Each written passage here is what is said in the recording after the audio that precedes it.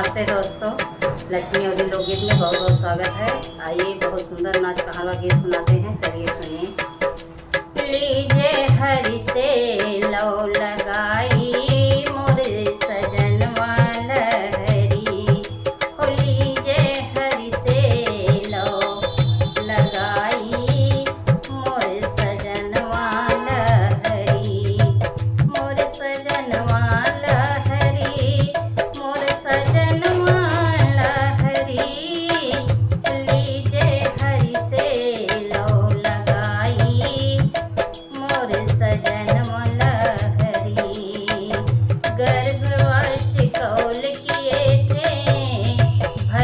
करब हर साई,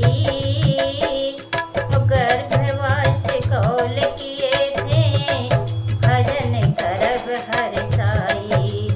मुक्ति मिली मानुष तन पाई, अब तो गया भुलाई, देहली ममता मद सताई मोर सजन लहरी, देहली ममता मद सताई मोर सजन लहरी। हे सजन लहरी, हे बलमुआ लहरी, लीजे हरि से लो लगाई मोर सजन लहरी।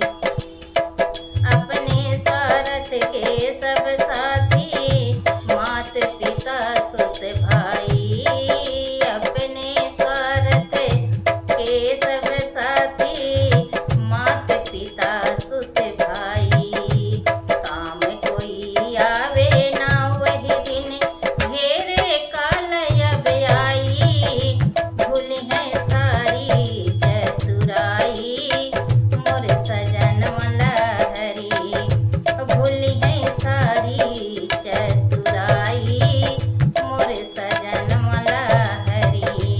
हे सजन लहरी, हे बलमुआ लहरी, लीजे हरि से लो लगाई मोर सजन लहरी। चुनी चुनी महल बनावत खूब, एक दिन काम आई, एक दिन काम आई। चुनी चुनी महल बना